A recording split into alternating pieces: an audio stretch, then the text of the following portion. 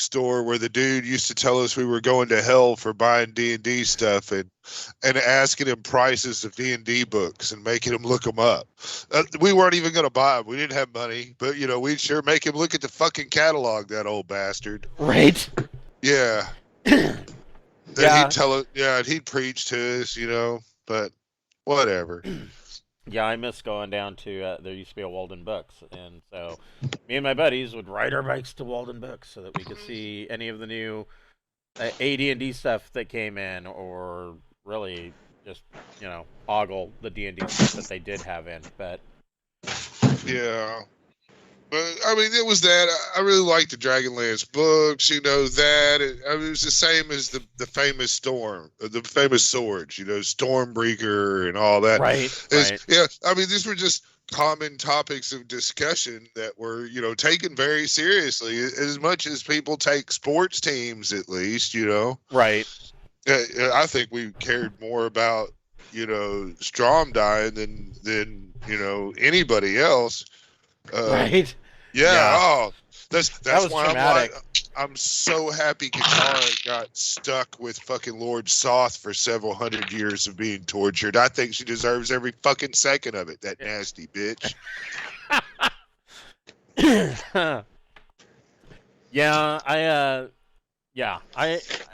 funny because we read, all of us read, those 6 books. Oh, yeah, the 9. Just glued to the original 6. And and then, so I've got the, I think it's the Chronicles Unabridged, all 3 books in one big, giganto paperback. And I sat down and I tried to read it, and I was like, holy shit, this is awful. I couldn't even get like halfway through the first chapter. I'm like, I can't even stand to read this. Like, first of all, the editing on it was fucking terrible. Like, I'm shocked how bad it was. It was written for junior high kids, man. I mean, well, the editing, like misspelled words and grammatical errors, and I'm like, oh my god, I'm chewing through my lip trying to get through the first page. And then, just trying to read the story and how Margaret Weiss and Tracy Hickman decided to convey people's emotions and how these characters acted, and I'm like, holy shit! It's like watching, the emo kids in drama class. It's just awful. This is terrible. Have you read like the Fool's Apprentice, the Assassin's Apprentice, the Robin Hood books? No. Oh wow, she's really good.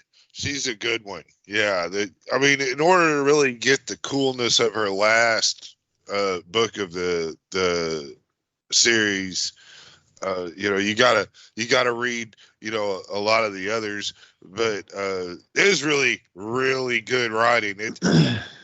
It is a good fantasy writing book. I don't want to spoil it in case you fuck around and get into it. But I mean, it's well known and it's worth reading. It's addictive. Nice.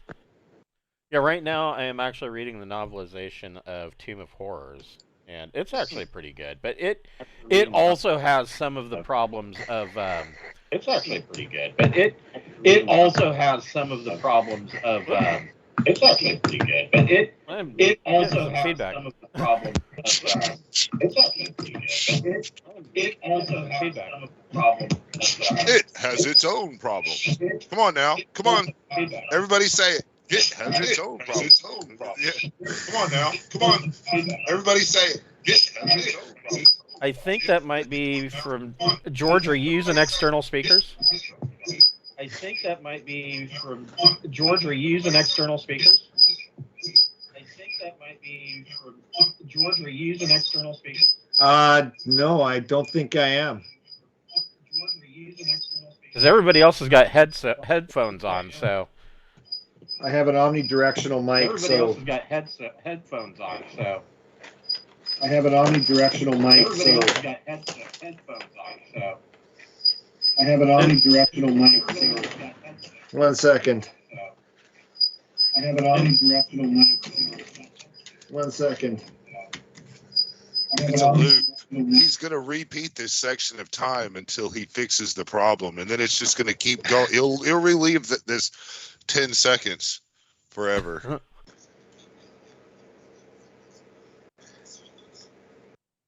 It fixed it. Aha!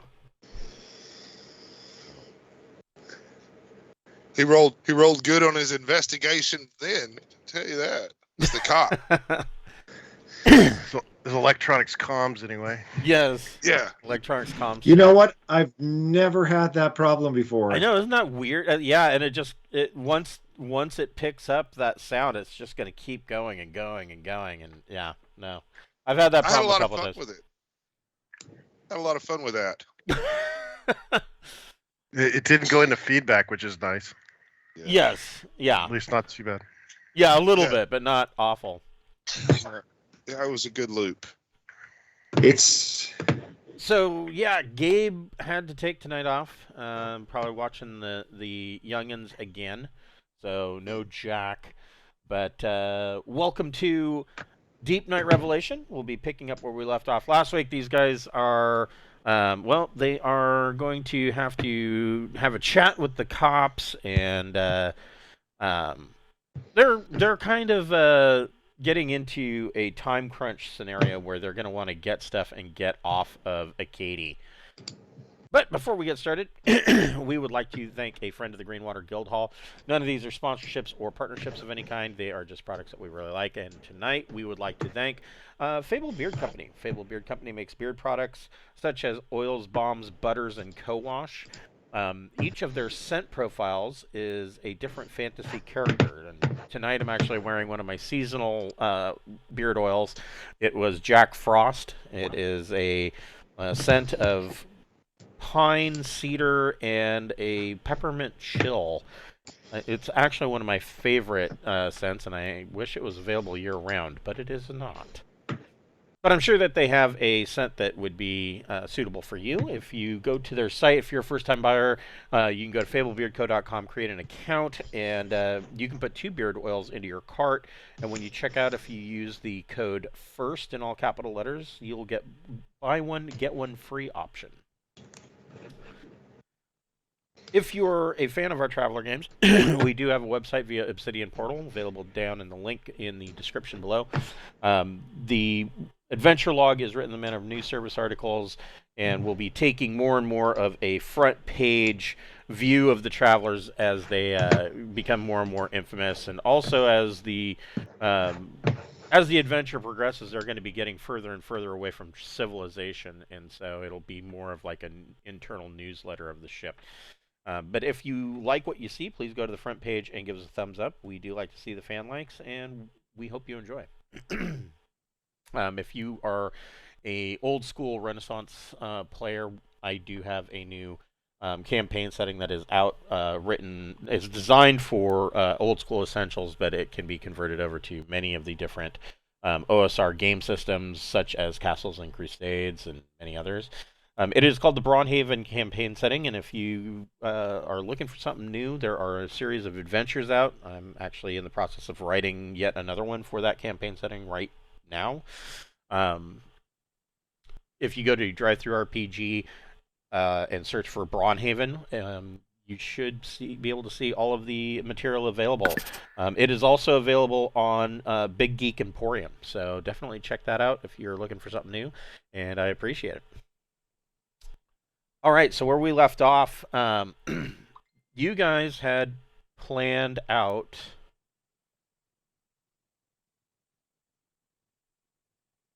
Oh, thank you, Wes. You guys had planned out your journey, and actually, let me bring that map back up, because if I remember correctly, it seems like it's been a really long week. Let's see. Here's Raft. So you guys, if I remember correctly, you were going to go from Acadie. You were going to jump straight to New Home, and then from New Home, you were just, because you've got the 5 jump capability, you were going to do 5 jump 1s from Acadie straight to Herzenslust. Am I correct in that estimate? I mean, that was our last thing. Right. That's what we decided we would do in terms of jumping. And I was going to do some shopping and try to claim that I'm shopping for Sansater. Was Glenn talking? Is he muted or something? Because he was trying to. I saw his mouth moving, and then I didn't hear his voice.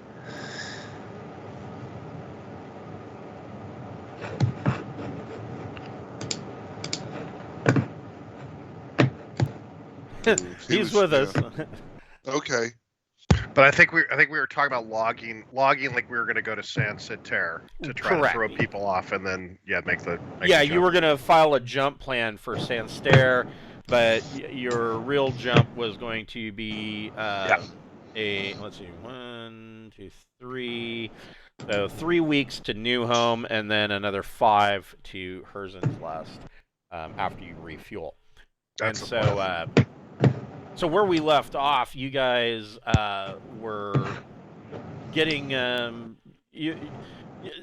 cops want to talk to you about the whole situation with the protests, and they know that you were involved in some kind of scuffle. The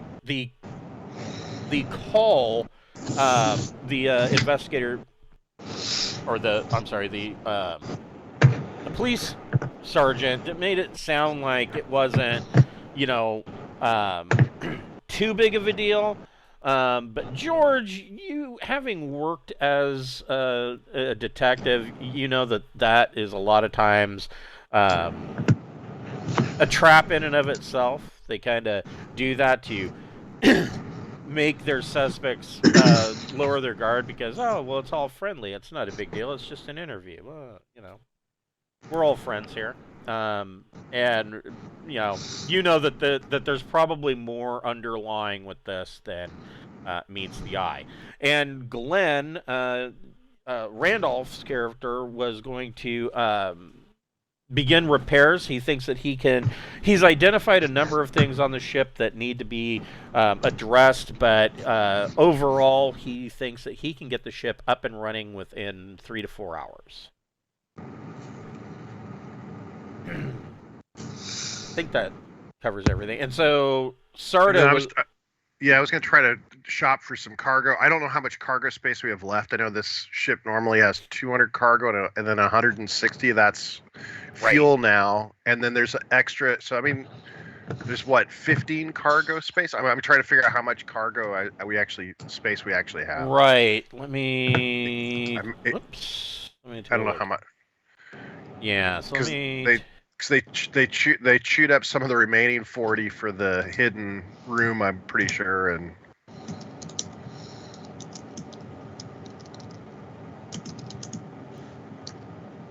but the premise is that it's a cargo ship to begin with. They'd have to be able to buy something, type thing. Maybe we should go to the authorities, not as a group, but individually. If they're trying to do something, where they're gonna. I think the big thing is we need to make sure that we all have the same story before we go, so that we don't tell them 4 or 5 different versions of.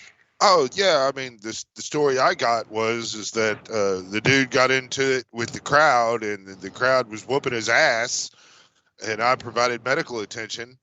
And, we rescued the guy, took him to our raft, and took him on. We saved his life. And we gave him knock-knock juice, so it's not like he can really argue against that. So this doesn't look too bad. So let me do some quick math here. But you're not down too much. So we got... Well, we know 160 of it was used up for fuel out of the 200. Right, but it's not as bad as you think here. So the power plant on Perfect Stranger has also been upgraded. This power plant can do what does it?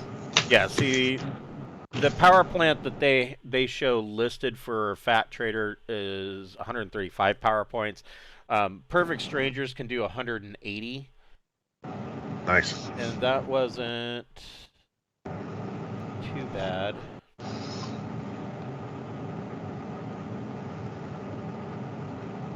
But I'm just going to estimate this because it's not telling me what I needed. Oh, another 3. So.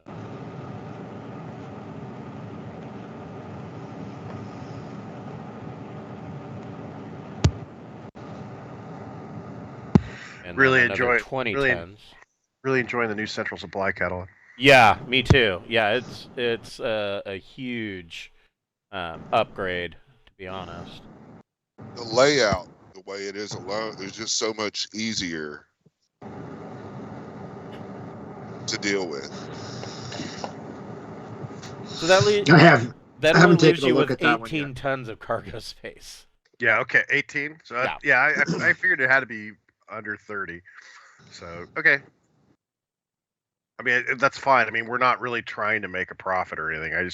I want to basically use that as another thing to throw off the scent. Right.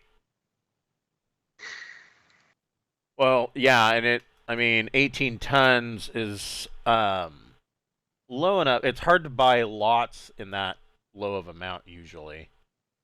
Well, maybe not. No, oftentimes it's hard to find higher numbers. I don't know. Every time I've rolled for them, it's always been like, oh, well, you've only got 15 tons of cargo space, and everything comes out at like 25 tons. Every time. It's crazy.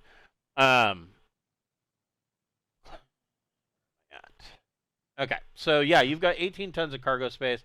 And we need trade. You're not doing freight though, right? You're speculative. No, speculative. So yeah, just looking for what's available to purchase. So are you going to? I'm gonna let them know that we're headed to St. Per, so I'm looking for trade goods that would be appreciated there. Okay. And so I don't know if that's. You can also ask for samples. Of that you can tell them that you're collecting samples to establish an Imperium trade route. That always kind of. I don't want to bring up the fact that we're Imperium. It's not. Enough people know about that as it is. Well, yeah. Yeah, they don't have any kind of write-up on Sanstair. It's an underwater colony, so I figure anything that's food based would probably be fine. More than likely. You know what I mean? It's they're not going to have access to wheat, for example. They're an underground colony, so there's a lot of great cattle, animals, things like that might be appreciated. So I'm just looking for that type of stuff. Right. Wood. That's another good one. Yeah, because that's stuff that's not super expensive, but. Oh hell yeah! I think you can get wood for what, 1,000 a ton. Let me see what it says. Sanstair. It's an underwater facility. It's less than 10% of the planet is. 90% of the surface is covered in ocean. Yeah, so it has a population of 1 billion people. Right, it's pretty ridiculous. That so is crazy. Yeah, I'll let him know that I'm looking for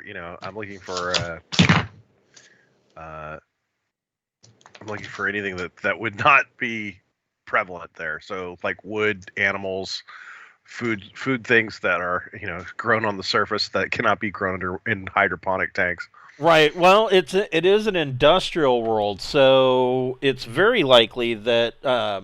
Knowing that it's an industrial world, luxury items would probably sell very well there. Yeah, I'm not looking. Yeah, I mean, I'm looking for what's available here that I can purchase. That. Gotcha. Yeah. That I think would sell well there.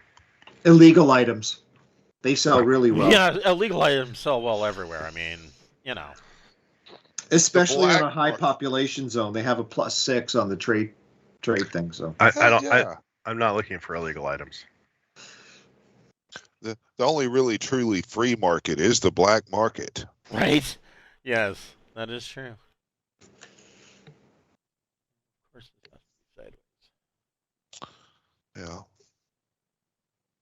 Yeah. Yeah. So I mean, you can roll D66, and we can see what is available.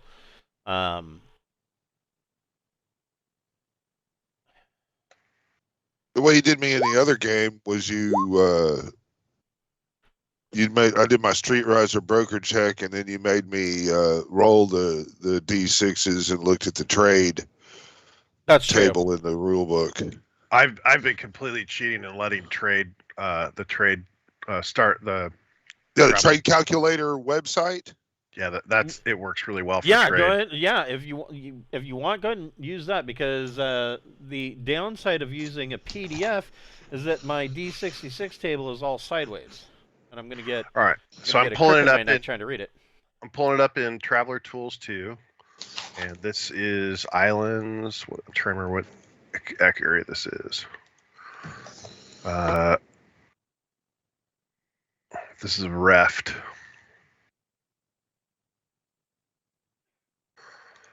And it's the old islands.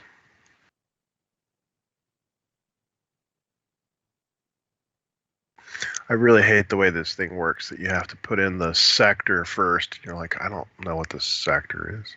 Right. Okay, I'm showing the sector's Reft. Why is that not coming up? Yeah, that should be in Reft sector, new old island subsector.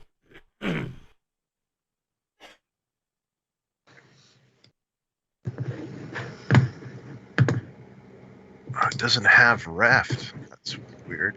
Oh, there it is.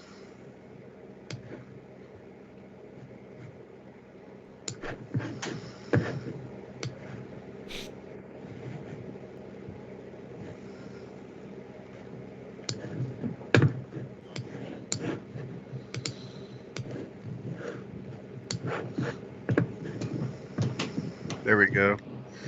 Old Islands, and we are on Acadie. Trade.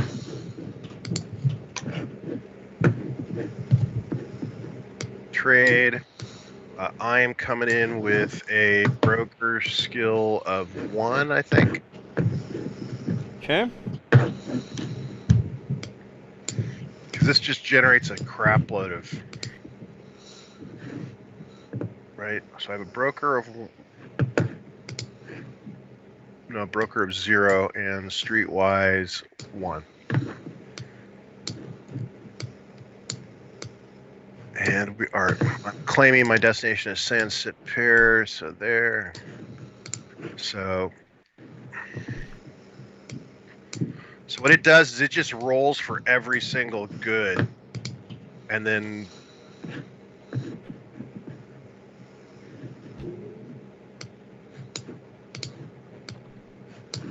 I'm just gonna paste it in a Skype. Sure.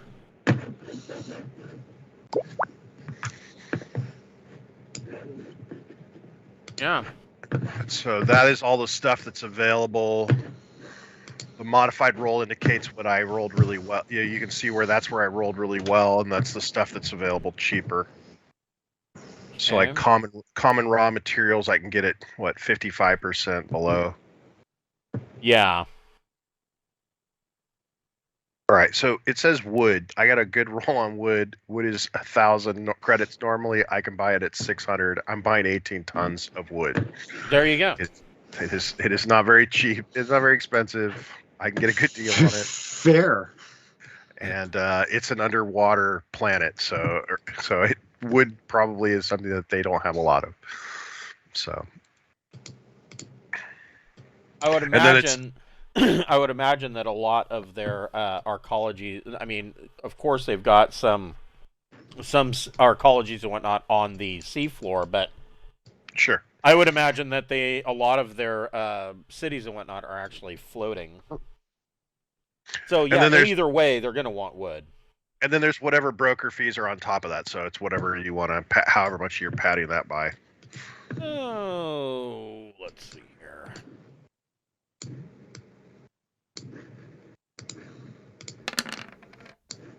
Ugh. Yeah, that's high roll. Add another 9%. Okay.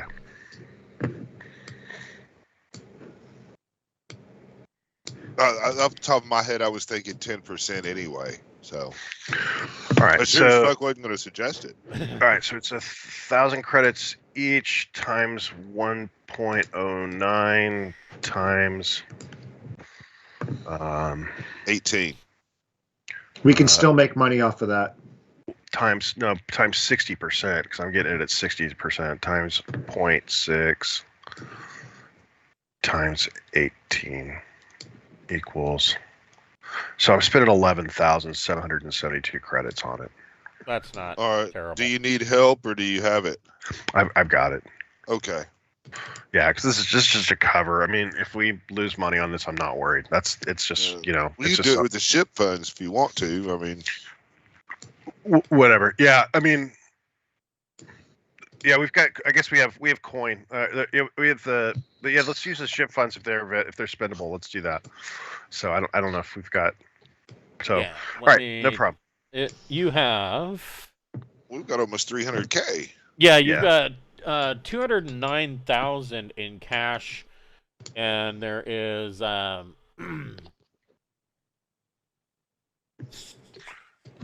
yeah, there's 209,000 in cash available. So Okay.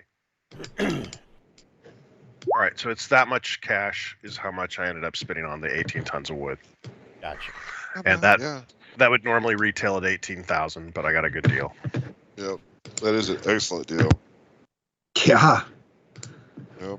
And I'll go to the authorities while he's shopping. Okay. Does anybody else want to go with Bocephus to the authorities? I'm going to go with Bocephus just because that I can see if anybody's following us, get a read on these guys, because I don't trust the authorities at all.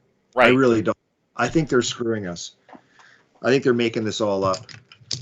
I'm pretty trusting and happy about everything. Okay, so that leaves you with, for cashy money, that leaves you with 197,228. All right. So you and I assume that Randolph's going to immediately get to work. So we will get to Randolph in just a moment. I assume that Glenn, I assume your mic's not working. Is that the situation for tonight?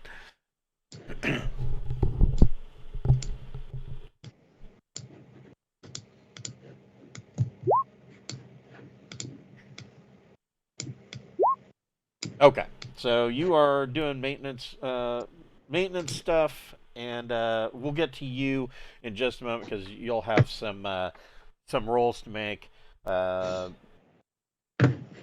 But we'll get to that. So, George and Bocephus, you head to the police precinct, and you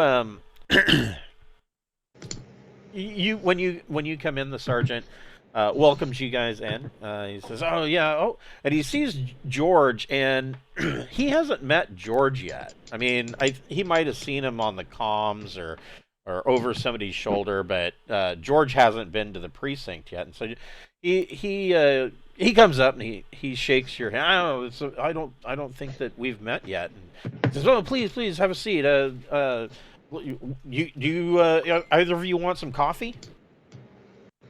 No, but if you would have some tuna snacks, that would be wonderful. You know, I'll take some coffee, and my friend here would love a tuna snack. He says, "Oh well, I'll see what I can do for a tuna snack," and so he goes in the back, and after a while he comes back out, and he's got a cup of coffee for George, and he tells us, he says, "Oh, I didn't have any tuna, but he says we did have these shrimp flavored chips." I'll eat the shrimp chips. Thank you for your generosity. You know, some of the best things in the universe smell like fish. Wow. So he goes. He sits down. He says, "So tell me in your own words this situation that you guys, this little fisticuffs that you got involved in during this protest. Can you give me a little insight into that? What was going on with that?" Is he looking at either one of us particular? Or is he kind of looking between us? I'd like to make a streetwise check just to kind of. That's about the only skill that's really good here to kind of figure out, if he's on the up and up. Yeah. Just advocate might be. Yeah, I don't have advocate, but I got so with an 8, use intellect, so that's going to be a 12. So, as far as whether or not he's on the up and up, he's acting like a cop. What you can tell with your role is that this is a usual cop tactic. He is giving you enough rope to hang yourself. Yeah, that's kind of what I thought he was doing. But he didn't split you up, so he's not super aggressively paranoid about it. No. Yeah, but he said in my own words, and so, God, just to be an ass, then I guess I'll speak in Troch, Aslan. And I will begin a long poetic tale in this probably foreign language to this guy. Oh, you'd be surprised. I mean, does he respond? It's a very good possibility that people in the island, yeah, he knows Troch. Okay, well then the islands are one of the few places where you can cross the Great Rift, and of course the Aslan have made their way through the islands, so they're not strangers to the Aslan.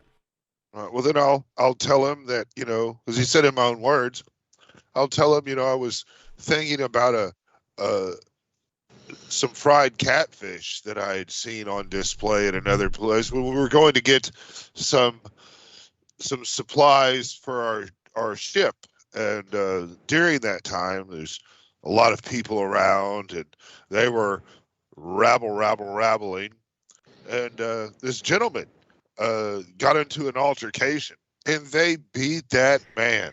Oh, I had not seen his head touch so many things since, well, anyway, I provided medical attention to him. And for safekeeping, because we fished him out of the dumpster, we took him back to our ship for safekeeping. And I administered first aid and gave him a serious sedative to reduce the swelling.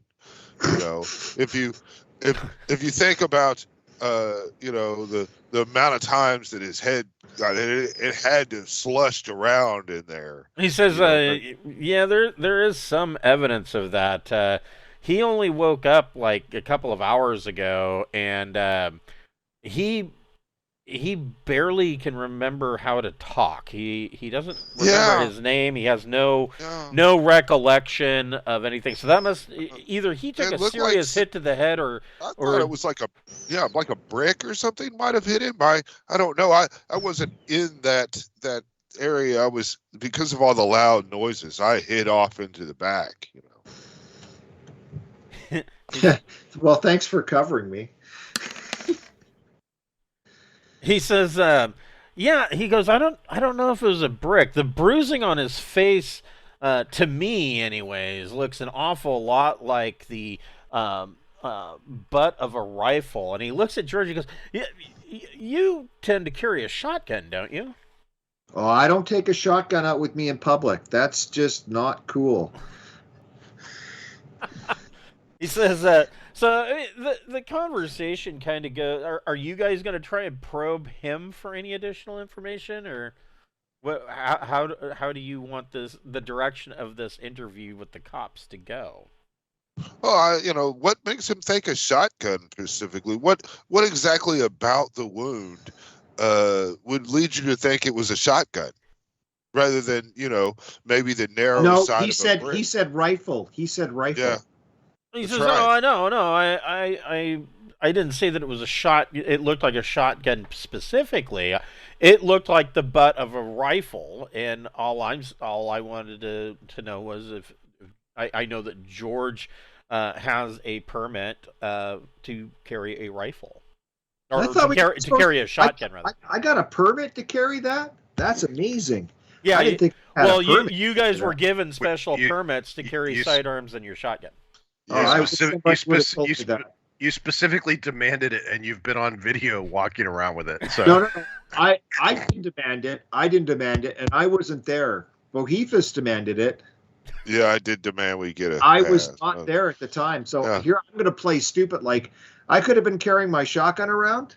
Probably might have got one of the guys that attacked this guy. I want to try to do a medical sell because, I did all the picketing on him and stuff. I want to try to medically convince him that it was not the butt of a rifle or anything. Good. You can make a deception check with a boon, and we'll see how that works out for you. Well, I've got persuade. I don't have deception, so if I'm doing it with a boon, it's going to be -3. I can use my charm though. You can. Right? Yes, you can. Yeah. So we'll do it at -2 then. So here we go. See how it goes.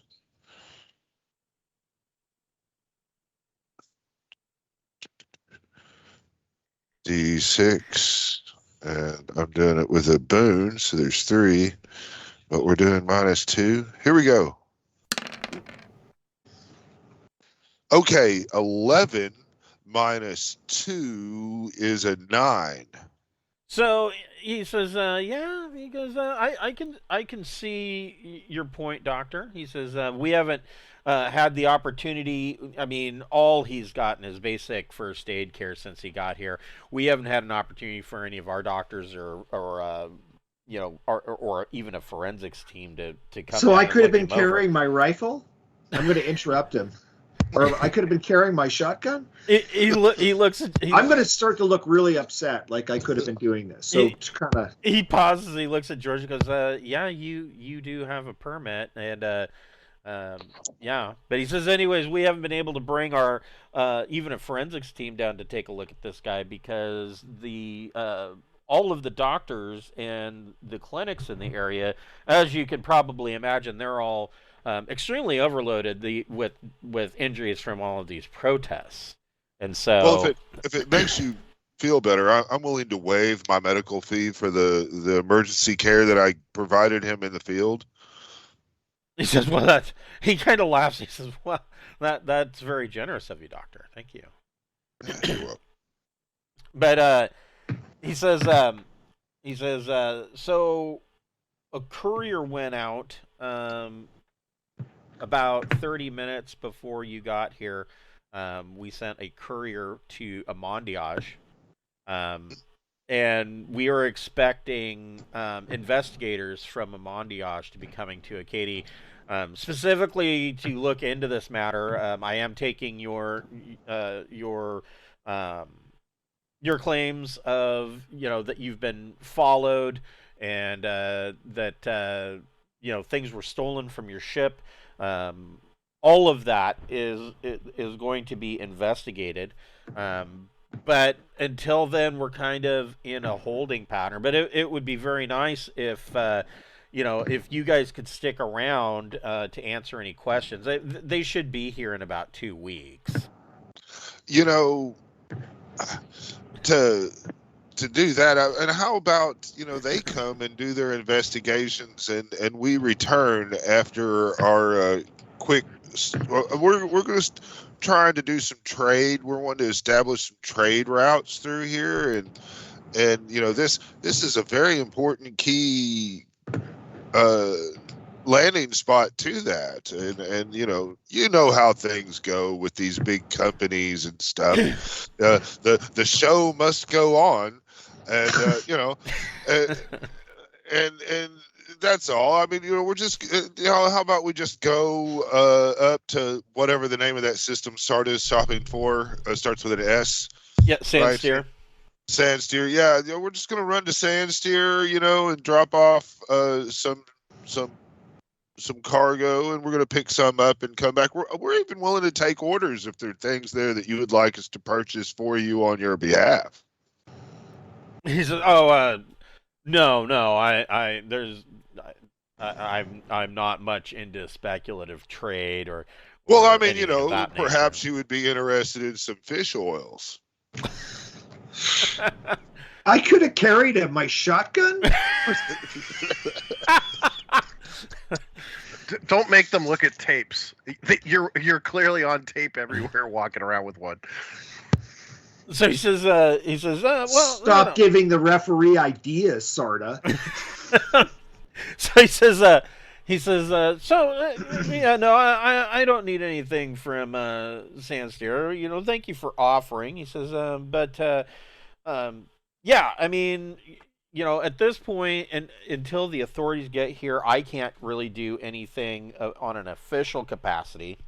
You're not under arrest or under investigation per se, but just to let you know that the representatives, an investigative team from Amandiage will be en route. We should probably be here in about 2 weeks, and that it would be helpful if you stuck around and they that way they could and I know that we already did this, but they'd be able to fully go over your ship. Since it is a scene of a crime, they could go ahead and do a thorough investigation of the ship. Things that they'll want to go over all of that. They'll want to interview each of you separately, and that way we can, get all of your information. We've left a pretty extensive bit of evidence, both medical and forensic. Sciences were used in grave detail in the report. They could dissect that while we do this. Oh, I know. Trading. I understand. You're preaching to the choir, but I mean, these guys from Amandiage, they want to do things their way. Yeah, their motto out there is, anything's a dildo if you're brave enough, huh? Well, he says, I don't know about that, but I'm just letting you know that they are on their way, and that's going to be something that they're going to want to look into. So I mean, it would help us greatly if you could stick around. We can't really do that, so we're time is money. And we're just going to sample the waters for a trade route. When we come back, we'll be willing to talk and they can follow up on our what they need to get from us on that. But we really we need to get moving. Isn't that right, George? We're just you know what? We got to get going. Hey, you know what? I could have carried my shotgun. He says, yeah, you know. You know what? I don't know about you guys, but I'm going to go back and get that because I feel a lot more secure as a cop myself with my shotgun. I'm sure you understand. I mean, this is what we do. We're police officers. Mind you, I spent most of my time shuttling back prisoners and other higher end cops who are a lot bigger than fish like us. And I really could have carried my shotgun. Man. Yeah. You know what? Oh no, actually I was thinking too, because I'm pretty smart, and I got a pretty good eye. I said, I thought I saw a rifle in the crowd, not like a rifle, but like a modified assault gun or something like that. But I know maybe I was wrong. There was a lot happening. There was a lot of people. They were yelling at us. They were yelling at everybody, and this poor guy is just getting pummeled to death amongst the crowd. Man. The amount of times he got hit in the head. Oh, I'm surprised if he'll be able to remember anything for a week. Oh. So he says, well, if we have any other questions, I'll give you a call and have you come in um, and but like I said, I can't force you to stay, but that situation might change once the authorities from Amondiage get here, but that's going to be a couple of weeks, obviously. So, well, we're going to be sure and report favorably of you and Amondiage when we talk to our superiors back home. Oh well, that's good to hear. We like to maintain good relations with the Imperium. Oh yeah. And then maybe you guys could invest in a little bit more entertainment aspects for when we return, and some tuna snacks would be nice, right? Tuna snacks and pole dancers. Well, of course. Mermaid pole dancers. Of course, with their whale-like lower halves wrapped around a pole. Oh, that'd be just majestic. So, he kind of walks you out, and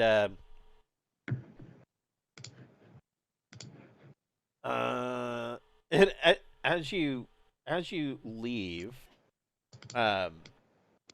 you guys get out of the police precinct, and you're standing out in the in front of the police precinct, which is actually a part of the Starport. These are Starport Authority police, military police, and George, make a raw intellect check. Oh, that's not good. I got +2, so 8. George, you a thought occurs to you. You left the coffee cup on his desk. And so now, of course, he can have that tested for DNA evidence and see if there's any match to any evidence that they picked out of this guy's face from the butt of your shotgun. But by the time they put all that shit together, we will be in jump space playing cards in the common area. They've got planetary defense. We need permission to leave. We have permission to leave. He said we can't. He said he can't hold us. We've got permission to leave if we just leave. Yeah, well, that's not exactly what he said. He said they've got nothing to keep you here. They can't do anything, although that could change. As in, they can't imprison you. Right. Once Amondiage shows up, that might change. But but they haven't given us permission to leave the system. Yeah. We'd be grounded. He's just not arresting you. You know what? Let's just go back and get that coffee cup. Okay. So just say, you know what? I just want a refill. I need one to go. Make a do you have deception? That sucker's already bagged and tagged.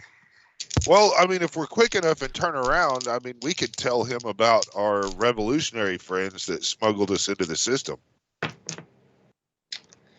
That is, am I using intellect? Yes. We need to lean on the Port Authority. So that's going to be a 9. So you come back just as he's reaching to grab your cup. You come back in and you tell him that, oh, well, I need a refill. I need something to go. Yeah, I'm taking one to go. He says, oh, well, of course. Here you go. And he walks you over to their coffee machine. It's actually a fairly nice coffee machine, and it's got like a number of bells and whistles on it, buttons all over the place. Like you can set yourself up with whatever you'd like. You know, your friend was mumbling to his mom in his incoherent thoughts there. You know, you should definitely contact his mom, as he obviously loves her very much. He says, well, unfortunately, we can't even get any information on who his mom is, so... Oh. Wow. So, So George, you fill up your coffee cup, and he once again says, "Okay, well, it was nice talking to you. We'll contact you if we need any further information." Hey, if we hear anything on the street, as a cop to cop, I'll definitely tell you. So, well, I definitely appreciate the professional courtesy, and he kind of watches as you guys meander back out of the precinct, having dodged a DNA bullet there. I'm going to turn to Bocephus and say, we need to get out of here. I can't believe I did that. Man, you should carry your shotgun from now on. Is what I got from all of that. I should. So Sarta, you are speculative trading. You've bought 18 tons of wood. Yep. They can have that delivered to Perfect Stranger. Pretty much immediately. Perfect. And then, were you going to go file your jump plan next, or are you going to go? Let's see. The other thing that you guys need to do is you need to do some shopping for food and sundries. Yep. That's sure what I'm going to do next. Food, booze, movies. Yeah, that's what I'll do next. Toilet paper. I'm going to load up on as many local versions of the A-Team as I can find. Do we want to take the air raft and do a flyby of the mining settlement or whatever and see if the launch is there? I don't think it's worth it, right? I mean, we know at this point we don't need the launch. We need to get to that other system. Okay. And so I think going to the mining facility complicates us with this whole whatever political crap they've got going on this planet. Yeah. We don't need to get Marn wrapped up in it. All right. Well, then I'll return. Oh, I think we're already pretty much in it for the good. Well, that's what I'm saying. We don't need to be more wrapped up in it. We want to get off this planet as quickly as possible. Yeah. So I'm cool with that.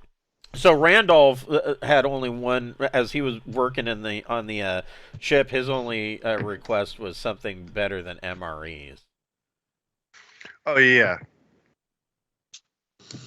So we could pick up we can spend $3,000 on a auto bar and a gourmet auto chef and load it with food. You certainly could. Let's do it. I like gourmet. Yeah, we're going to spend a lot of time in space, and we've got to gear up for, basically our first thing is what, 2-3 jumps to New Haven? So the auto chef, you wouldn't be able to get the gourmet model, but the actual auto chef would be available on Acadie. It is TL9. All right, well that's cheaper.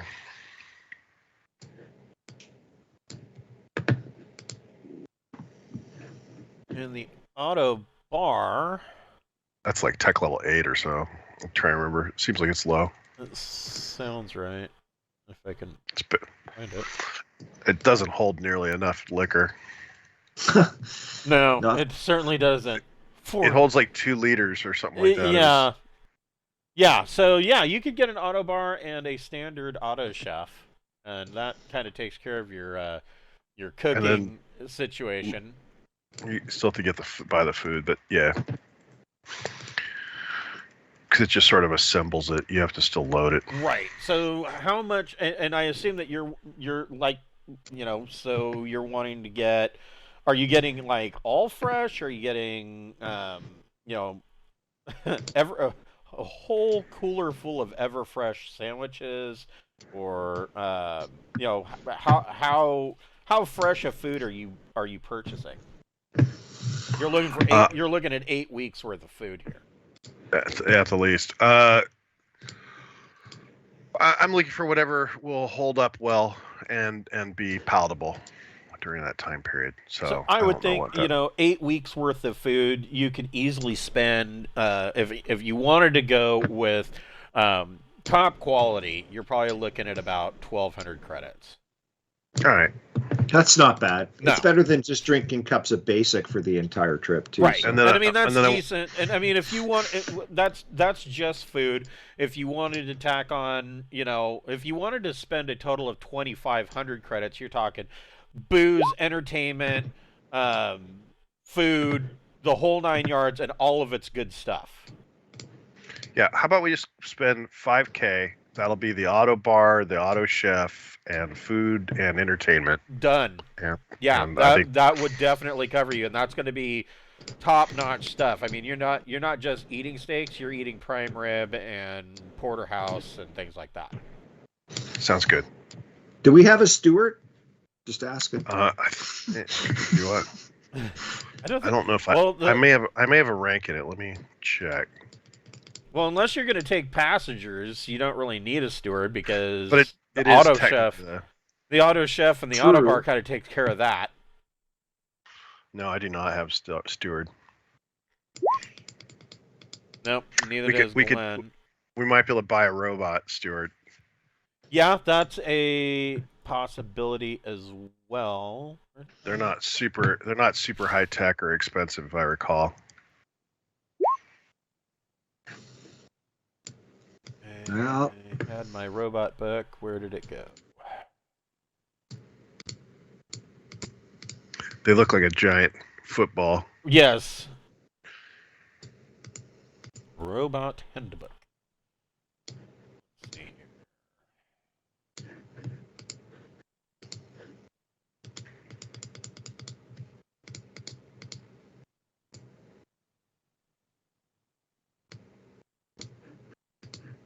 Steward droid. 170 and 171. What TL did you say they are here? Tech level 9. Can I get a holographic play table? Yeah. Yeah. So the steward droid is TL12. Oh, that is higher than I thought. Yeah, they're both tech level 12. Okay, no worries. I didn't know they were that high at tech level. Okay. Yeah, I'm gonna get a high fidelity. We'll just have to clean our own shit up. Yeah, I'm gonna get a high fidelity music system and a holographic play table. Okay. You can for the yeah. So you can have a rave in the common area? Well, I mean, just some, it gives us a start of having some entertainment. I mean, just to not go mad. Right. Yeah, and as the ship's counselor, I'm trying to jump out in front of crazy shit. You're the ship's counselor is a little frightening. No, it's okay. Why don't you just relax and smoke this? Yeah, it's okay. Amen, right? But yeah, that's 2,500 credits. I'm gonna drop for. He rips your arms off when he loses. So Sarta has filed the jump plan. He's in the process of purchasing food, which will also be delivered. Glenn, Randolf is digging around. Make a engineering power plus your choice, either intellect or education.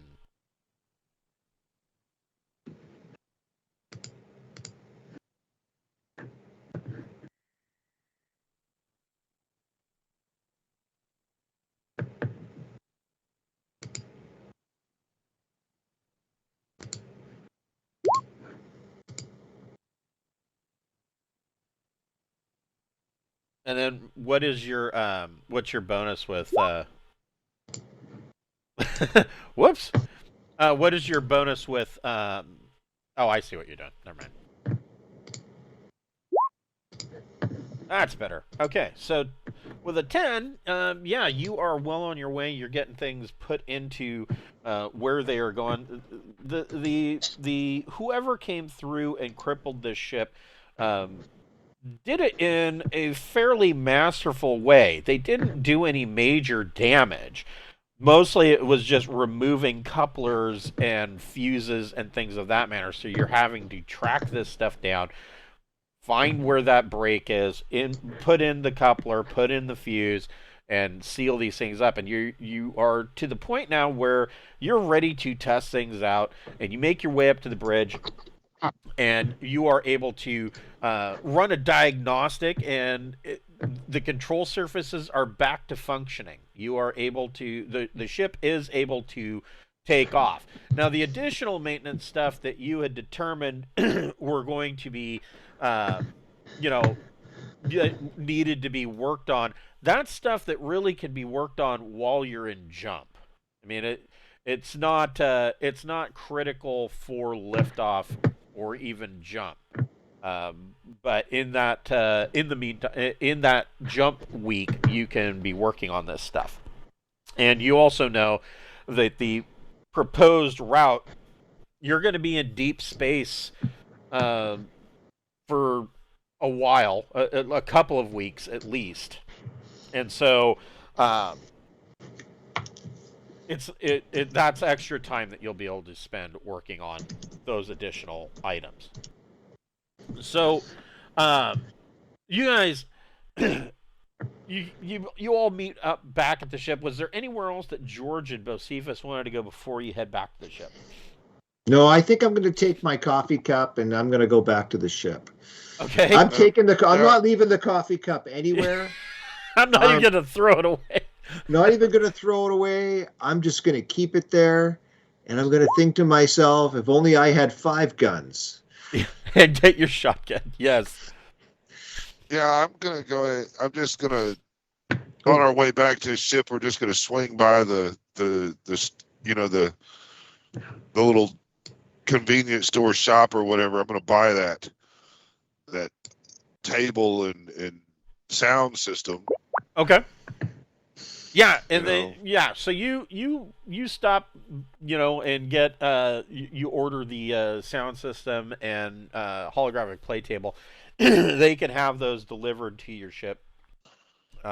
Wonderful. And so by the time you guys make it back to the ship, the Sarta has already made his way back, and the first of the deliveries, the wood is actually there, ready to be loaded into the cargo bay. And so, for those that aren't, and I think that you are all pretty knowledgeable, but fat traders opening up their cargo bay is an impressive thing to witness, because the cargo bay of a fat trader is so enormous that if the cargo bay doors on the front open up, it's like the maw of this giant creature opening up. And if it was a little bit wider, you could actually fly in a far trader and land it in the cargo hold of a fat trader. They're enormous. And so the front cargo bay doors are open and it's ready, they're ready to load in. The downside, of course, because of the modifications to the cargo deck, Perfect Stranger doesn't have an auto loader. So you've got, 18 tons worth of wood, worth of lumber to be loaded into the cargo hold, which is going to be I would imagine it's going to be an all hands on deck kind of thing, because there's no other way of doing it. And I'm kind of laughing at this because Wes has played 2 Traveler games where their job was loading shit into the cargo hold for like a day and a half. But so you guys spend the better part of the rest of the day, and if you want to spend another 500 credits, you could rent basically the mech loaders, so that you guys can actually load this stuff rather than loading it by hand. Yeah, the delivery guys, when they're would it be cheaper? Would it be cheaper to hire a bunch of kids? It'd probably be cheaper to bribe the delivery guys. That's what I was saying. The delivery guys. God, if I give you 1,000 credits, would you just load this up into our, deliver it inside our cargo hold? They would be happy to do that. Yeah, if they've got the equipment to offload, they got the equipment to unload it. Right. Yeah. So yeah, I'll drop them an easy 1,000 here. Yeah. They get right to it, and so they're spending their time loading it up. Well, and unbeknownst to them, so you kind of screwed them over on the deal, is that behind them then comes the food delivery truck, and then this entertainment delivery truck shows up, and so these guys are like, oh man, there's more stuff here, and so they're spending a lot of time, I'm willing to load the food and entertainment stuff. That's not too heavy or. Okay, so yeah, it's going to a different location anyway. I'm going to unload a lot too. Does any of them look rather big and husky? Maybe a tuxedo guy or something. No, I'm just saying that because he's got a tuxedo cat. That's all. But I mean, do any of them look like they'd be I'll toss it out there. Hey, any of you guys think you might want a job just kind of carrying our shit around and flying around in space and seeing the frontier? You mean hiring them as a hireling, basically? Well, one or two. If we could get some, we're going to need some strong backs. Well, the one thing to keep in mind, though, is remember, I mean, I don't. So, Perfect Stranger has ferried passengers. And I find that a little bit weird because Perfect Stranger is a espionage vessel with, a sensitive area. And even if you keep passengers restricted on the ship, I don't know, that would make my asshole pucker, knowing that there's people on board my ship that, at any drop of a hat could possibly stumble across. Oh, we would just have to be real, hey, because you're going with us and you're not coming back. I mean, that's the kind of the thing. So, I mean, there's not a lot of days. I mean, we're not coming back. We're going off to a certain thing and turn over these hard drives. And if we could get some young backs that, we could give them red shirts and some clubs and they, and they could be our like little security and stuff around the ship. That would be a formidable. I mean, because you're making it sound so lucrative. That would be a formidable persuasion check. It'd be a bad idea just because we're claiming we're going to Saint-Cyr. If we're having a recruit, those recruits are going to know that we're not going to Saint-Cyr. Any of them that decide not to go with us now know that we intend to go somewhere else. Oh, no. We'll tell them we're going to the Saint-Cyr. Well, then you're kidnapping them. So that's right. Tomato. Okay, wait a minute. This looks an awful lot like Ursula's. We've just had a little bit of change of path that we're going. Right. A young. Yeah, it's a bad idea. Right, and we can find people other places. And as Glenn brought up, Randolph isn't briefed yet. He doesn't know. He doesn't know. I mean, he knows that there's obviously something going on, but I mean, you guys brought him on as part of the crew. You pretty much already. You just haven't told him everything yet, but. I don't know that you want another couple of people that you may or may not trust. Yeah, it's fine. We could just not do that. Then it'd be fine. So you guys get everything loaded up. Are you gonna sleep on it, or do you guys want to take off immediately and get the hell out of here? We gotta take off, eh? Well, yeah, and we don't want to be attacked, right? I have a mechanic 1 too, so one of the things I'd like to do is take my shotgun apart, clean it, and maybe replace the butt of the shotgun so there's nothing traceable and it looks like a brand new butt. Sure, you can do that. Okay. And I'm going to burn everything else. Okay. Just on the off chance that they do ask to see it before, in case we don't get off. So these guys are preparing the ship. I mean... So I fly, but not great. So you guys load everything up into. If I remember correctly, does anybody else have any piloting abilities or astrogation? I can pilot. I have a small craft, so I have 0, but that's it. Because I can make rolls for Jack.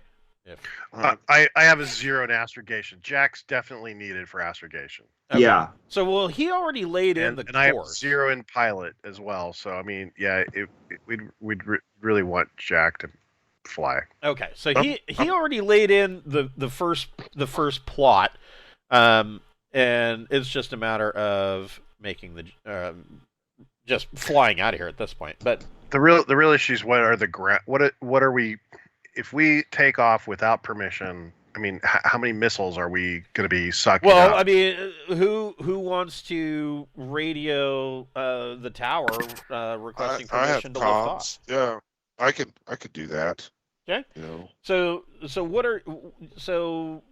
you're radioing the tower. What are you saying? Oh yeah, the tower. This is Perfect Stranger. Request permission to lift off. We are heading off to the. What's the name of that system that starts with an S again? Sanspare. I've already logged her out. Yeah, they're going to Sanspare. Stand by, Perfect Stranger. We're confirming your jump plan, and you're waiting. After probably a good 15 minutes. Perfect Stranger, this is Starport Authority. You are cleared for liftoff. Oh, sweet. Let's get out of here. That's the customs guy who doesn't want to get his ass. He wants to be able to blame us for everything. Thank you very much, and like always, so long, and thanks for all the fish. And so it's a nice Douglas Adams. Jack throws in the throttle, and Perfect Stranger lifts off from Acadie finally, and you all feel a little bit more comfortable looking through the port portholes, leaving this world behind. Your experience here has not been, for any of you, even Randolph, especially Randolph, he was stuck here longer than the rest of you. Randolph is probably near moved to tears that he's getting off Acadie finally. We should probably break him, tell him kind of what we're doing, And so, Jack, well, I suppose I should roll for Jack because... Okay, so Jack made his astrogation check by +4. So who wants to make the engineering J drive plus intellect or education check? I'll do that. Okay, so you get a +4 to it for good astrogation. All right, that's gonna be ridiculous. So +4. That's a 17. Okay. So this is the same thing happens in my Pirates of Drinax campaign. Oh, I got a 23 for J Drive. I'm like, and this is like consistent. I'm like, how do people actually misjump? How has that been a thing? Well, I mean, it's been nice in my game because frankly, the engineer doesn't need to roll unless the astrogation really screws up. Yeah, because I'm carrying a 5. I have a +5 to begin with, so when I get a +4, we're looking at I have a +9 on my roll. Right. So there's no reason to even roll in that case. Oftentimes, because but if 2 1s come up on those dice, and it's happened, there is always a possibility. Yeah. There's always a possibility of. I didn't think there was a fumble rule in Traveler. There is some chat about it in the Traveler Companion, and it really just depends. There are certain cases where I think that there is always a percentage chance of something going wrong. And it doesn't. I don't necessarily mean like a fumble, but something. You jump between the 100 diameter limit. You're not taking good maintenance of your ship. You've taken some damage and you're trying to escape. If the difficulty is 6 and you have a +7 on the roll, there's no need to roll. There's no point rolling. Well, you had no negatives because at this point, you've kept the maintenance of the ship. I would assume that you're going to spend the 36 to 48 hours in transit between the world and the 100 diameter jump limit. There's no reason to not do that. So I mean, you can pretty much figure that you're in transit for about 2, maybe 3 days.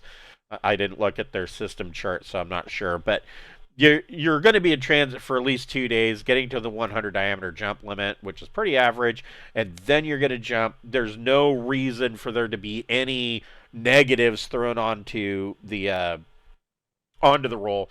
You guys make your jump successfully, and you are in jump space for the next week. So then my question is, during this week in jump space, so we know George is swapping the butt out of his shotgun. There was talk of wanting to do some electronics work on the transponder. And of course, I looked that up. I mean, it's a pretty tough roll. It is. It's a formidable roll. Yeah. I believe it's a 14 needed. I don't know if my computer's not high, and I can't get that. So yeah, it is a 14 plus formidable check. And I mean, it takes days. So 10 times is, maybe if someone's really good and wants to extra time, they might be able to, the whole trip. We're looking at 5 jumps, or right? So it's 3 jumps right now. So you're looking at 21 days right there. So maybe we can get the 10 times by the time we make it to the we're probably not going to have it for our next location. Right. Yeah, because you've got So where did that? Here's the safest rate. So from Acadie, you'll jump here, and probably here, and then you'll jump to here. So you're going to be in deep space for at least 2 weeks. I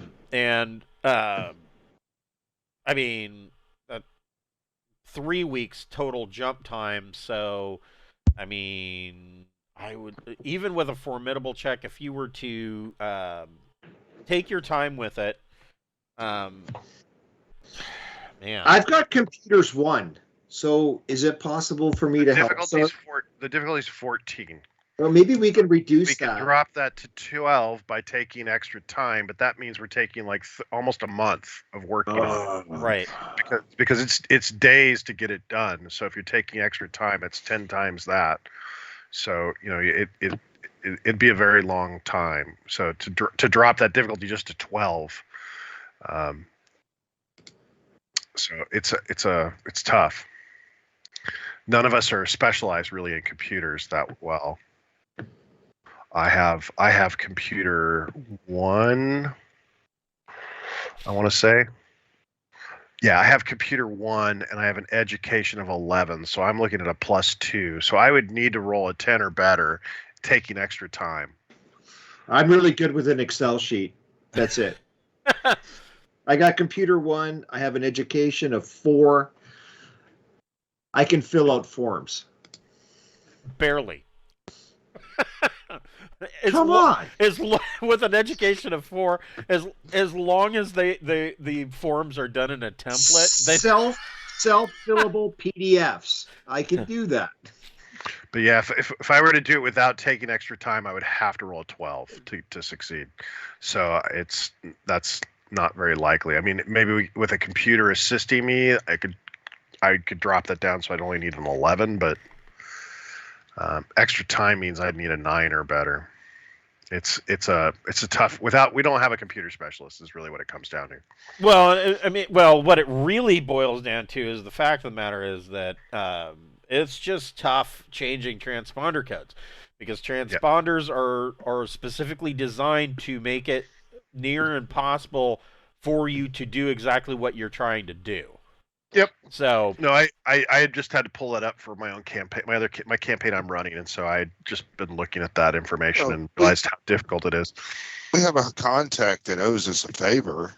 Maybe I can reach out before we try this jump and see if he can give us, some transponder maintenance advice. You have a contact here on this planet? We all do. We flew in with dudes that were changing their transponders like kids' underwear. He'd already had his hacked. He just flipped the switch. Right. His is already hacked. But he might have a lead on somebody else who would be able to do it. That's true. Which, of course, would be more money. We don't really have a reason to Yeah, I think we're okay with who we are. We don't need to change our transponder, do we? It'd be nice, but I don't think it's necessary. No, it's not like we're robbing people and stuff.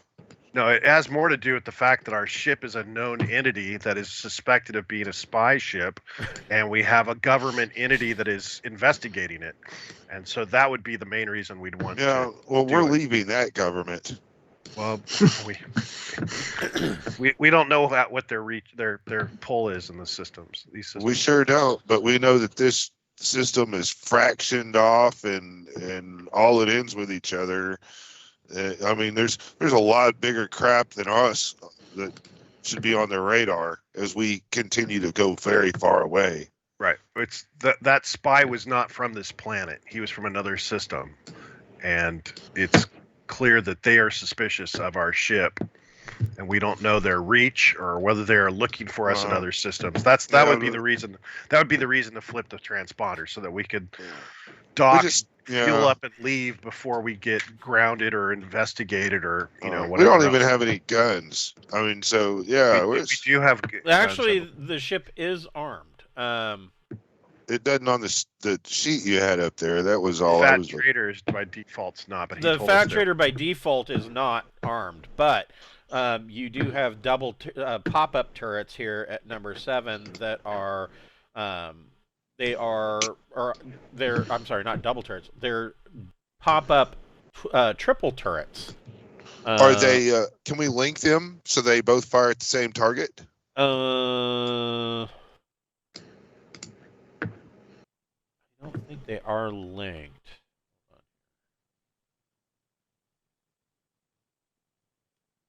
So we need 2 gunners. Correct. Okay. Well, I can gun. I have gunner 2. Turret gunner 2.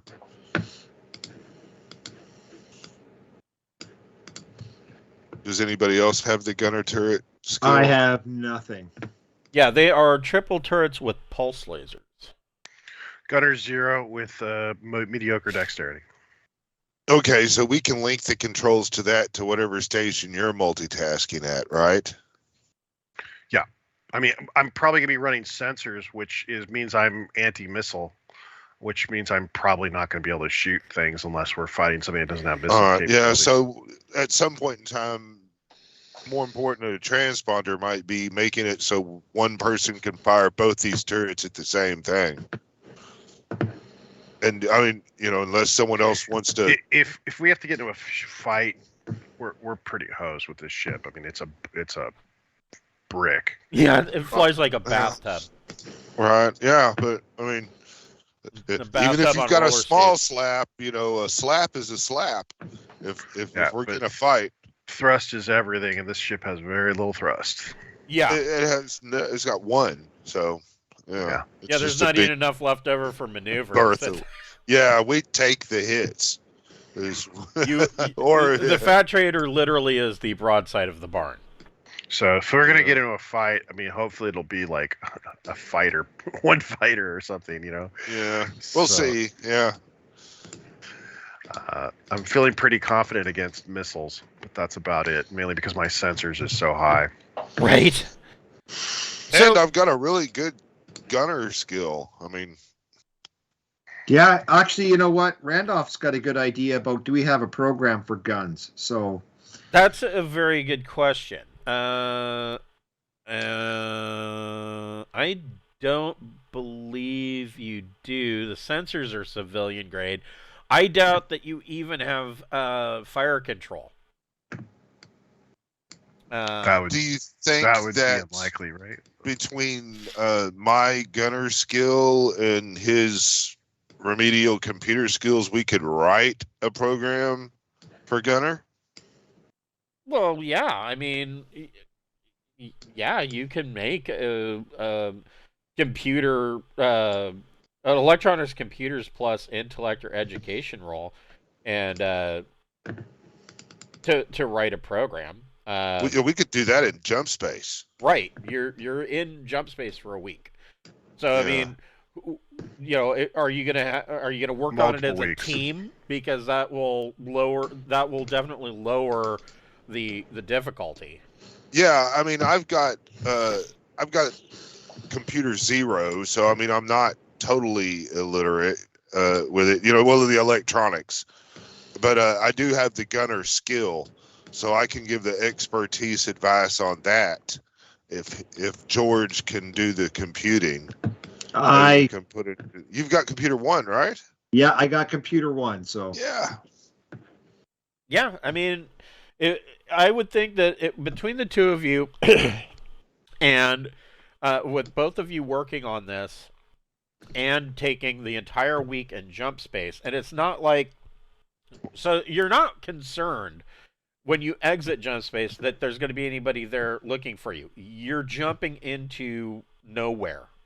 Like that, this jump actually makes you, all of you, a little nervous. Even knowing that you have the extra fuel still makes you nervous because you're jumping to nowhere. And I mean, Sarta, George, and Bocephus, you've done this once before, and this time's not nearly as scary because at least this time you know that there's a way out, but it's still nerve-wracking every single time you do it. But you're not expecting there to be anybody there, so I mean, you've got essentially 3 weeks to write this program. So I would say that with 3 weeks worth of time, we're looking at, I would say, difficult 10 plus. We can take our time. Well, that is taking your time. Oh, well.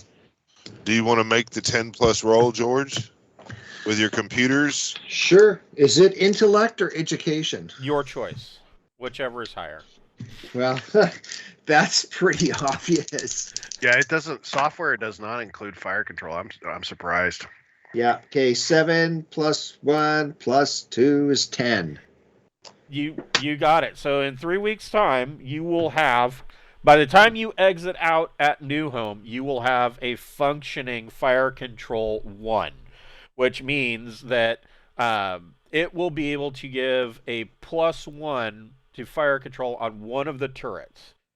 Or he has to build an expert system too, because it doesn't have that. Well, and I'm kind of building that in. Or fire control can operate one of the turrets with a +1 to its dice roll. So basically, the expert program can fire at whatever target is designated as a threat from sensors. But so, it's not going to be great, but it's better than what you had before, which was nothing. Squinting one eye and looking down the barrel, trying to hit your target. And because of all this work, George and I are really down on the holograph table rankings for the ship. Oh, I'm sure. Yeah, you guys are using the holographic game table for practicing your targeting practice. Yeah, killing asteroids. So hell yeah. So Glenn, tell me, tell me what is the first issue that Randolph is dealing with while you guys are in jump space?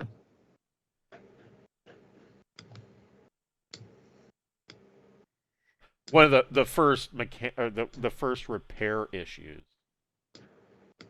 because I know you had some ideas.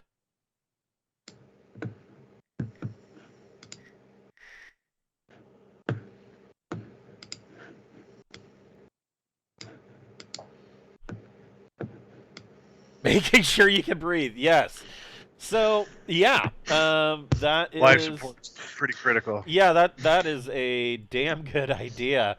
Oddly enough, I didn't even think of that. Nice, Glenn. Yeah. So Glenn, make a engineering. I guess that would be engineering life support. Plus intellect or education check, and let's see what you got.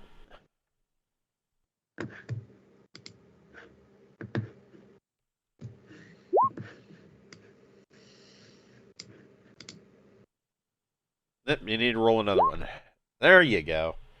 Okay, another 10. Okay, so so you and I remember you specifically saying that you wanted these extra parts because you did have a list of additional stuff that you wanted to work on. So I'm going to make the assumption that CO2 scrubbers was probably one of the items that were on this list.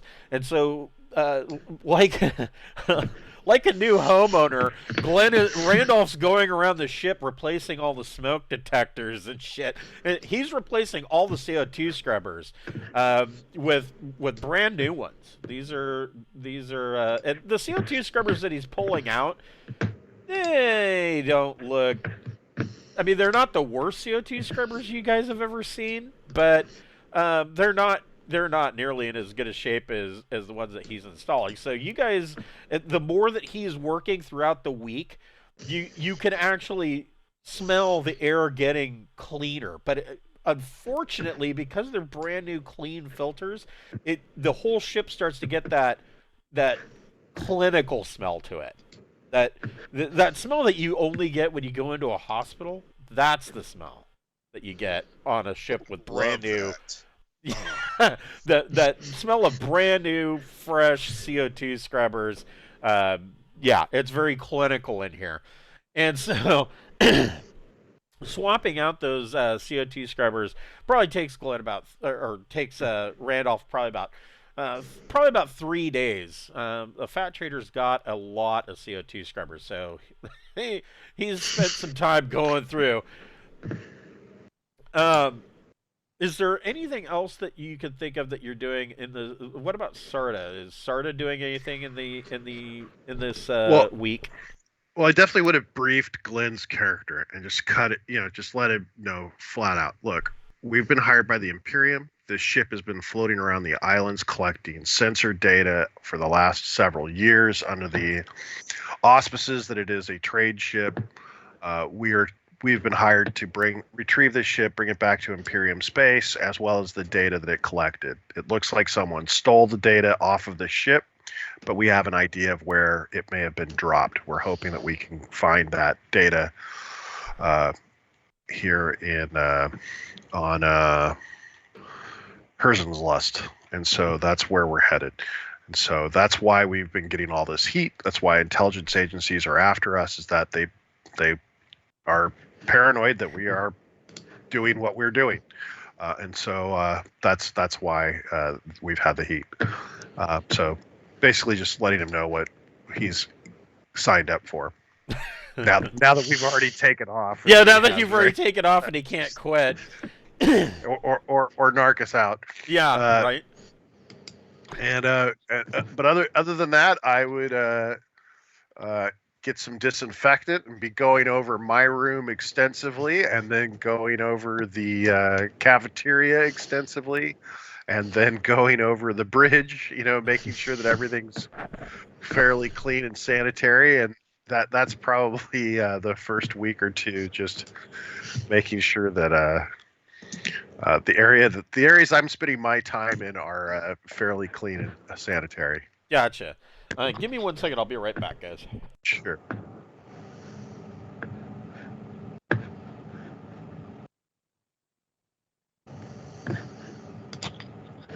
And then binging whatever amounts to the A-team from the Islands cluster in terms of the entertainment we downloaded. Yeah.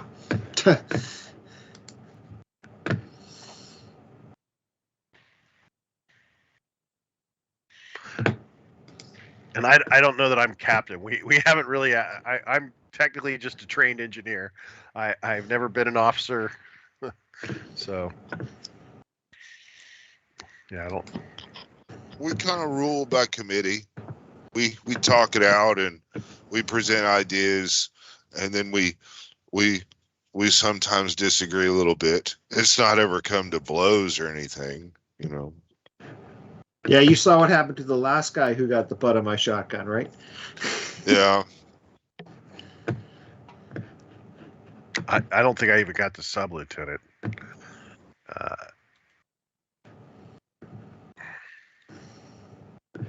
see here. Oh, I get to recharge my my psi points if we're doing all this jump space shit. Yes. Yeah, same. Yeah, you will have all of your psi points back after a week in jump space. All right. Yeah, so it's just I'm spending the time just cleaning everything up, making sure everything's fairly clean, poking through, and for the last week of the 3, poking around in the personal effects of all the folks that used to be on this ship. Oh, okay. So a lot of the personal effects, it seems very, pretty basic. I mean, there is, there's some skin mags, a couple of portable computers, like hand tablets, that have some very basic stuff on them. Entertainment type stuff. Nothing real juicy or gossipy. Lots of jumpsuits. All of the jumpsuits are actually, they have on the sleeve. They've got the corporate shell name of the company, and they've got Perfect Stranger on them. And there's a jumpsuit. There's multiple jumpsuits for everybody. So I mean, you got plenty of change. There's also flight jackets that you can wear over them. Nylon flight, flimsy windbreaker type flight jackets. Again, with the shell company name on it and Perfect Stranger identifying you as a crew member of that ship. Aside from that, there's really not a whole lot on here. Or as far as their personal stuff. Okay. It seems very austere. All right. Yeah, so then otherwise just sort of binge watching whatever entertainment we were able to pick up in the islands. Okay. So you after the first week you do exit jump, and so when you jump into an empty hex, it's not jumping to the empty hex isn't that big of a deal, because it doesn't matter where you come out. One section of empty space is exactly the same as any other section of empty space. There's nothing there. Jumping back out is complicated, though, because you have to be able to calculate where you are, your starting position. And so he will need to make that roll. Oops, that's not what I wanted. Right. Wish you could keep the 5, but I feel you. Right. So, let's see.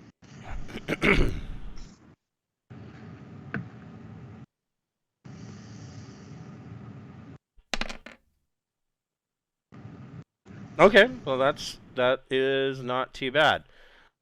So he made his check.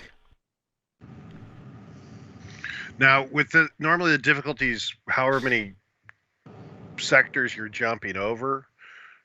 So in this case, it'd be 1 sector over, but I don't know if that is different when you're doing a string of jumps like this, whether that changes. Probably starts getting harder the further we go. Right. So normally, normally difficulty would be only like a 5 if you're jumping one system. It's actually routine. It's a 6, but because you're jumping from you're having to determine your location in a blank hex. So his astrogation literally takes about 4 hours for him to figure this out. That's a minimum time, and it is a bare minimum of 8. It jumps from routine to average, so it is now an 8. And so he made it barely, but there is no bonus to the jump check. However, I need each of you to make a morale check. So just give me a 2d plus your morale modifier.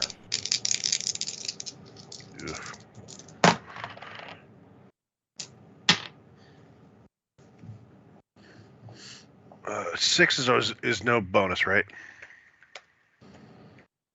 Break. That's the break point, right? I believe. Let me double check that. I can't remember if it. Yeah, it's 6 plus is 0. no bonus. Yeah.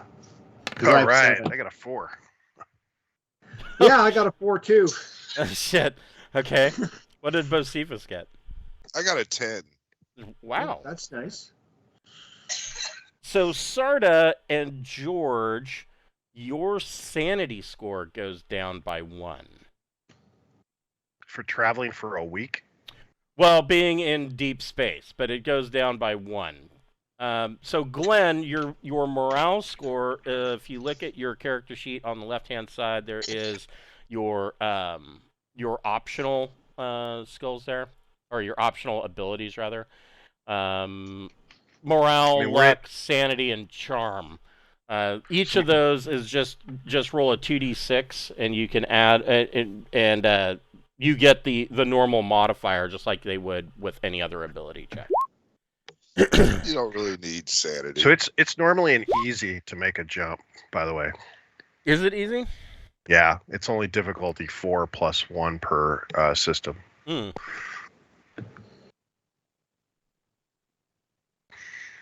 All right, so I guess my sanity goes. We're in deep space for 4 hours. This is a temporary loss. Oh, okay. Well, that's good because my sanity only starts at 5.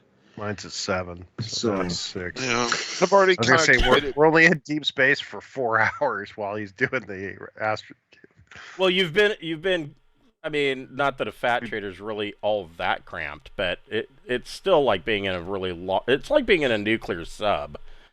Well, that's what every for a ship week when you jump. But we had to get here, right? Right. Yeah. You're fairly used to that, but jumping into a blank hex is stress-worthy.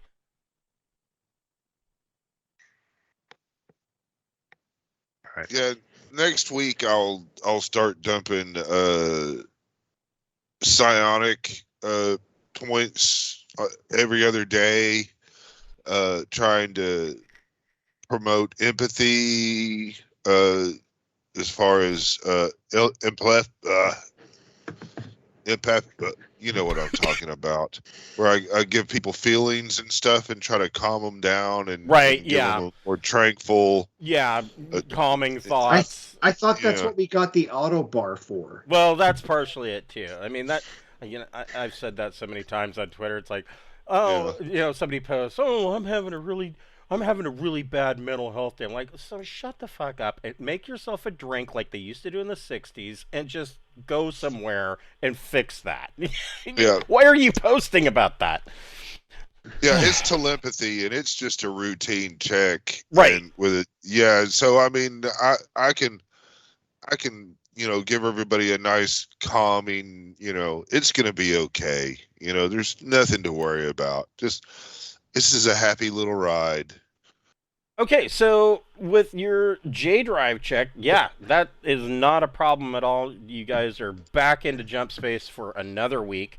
The biggest part about the sanity check too, or the loss too, is that you're looking out the window and you're looking at the sensors. There's literally nothing.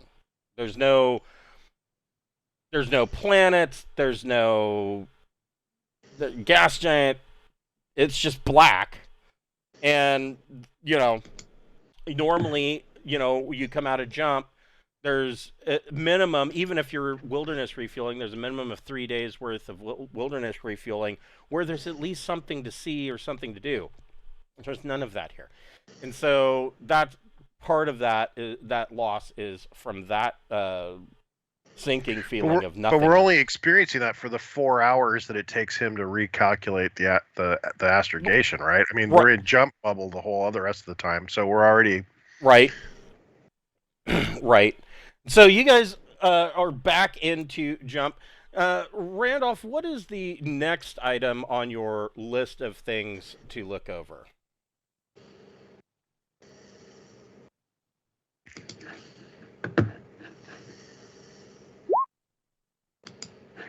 Water. So like water filtration,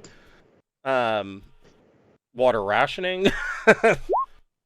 Okay, water filtration. Yeah, go ahead and make another engineering, life support plus intellect or education, your choice. It's where we find out how nasty our Keurig is. Yes. The red light's been flashing on this thing for months. The red light just makes pretty little effects, and the I really like that alert noise that always goes on as I start drinking. So yeah. I mean, this is just a routine maintenance. 6, you didn't do it with any flair. You just got her done, and but yeah, you're going around replacing water filtration. Now that's not as huge of a job as it was for replacing CO2 scrubbers. There's just simply not as many water filters because things like showers and toilets don't need filtration, but you do need it, of course, for drinking water and things of that nature. So it doesn't take you nearly as long. That only takes you about 3 days and jump. What are the rest of you planning to do with your week? I'm going to take advantage of the high fidelity system that Bocephus got. Honestly, I've got really nothing to do.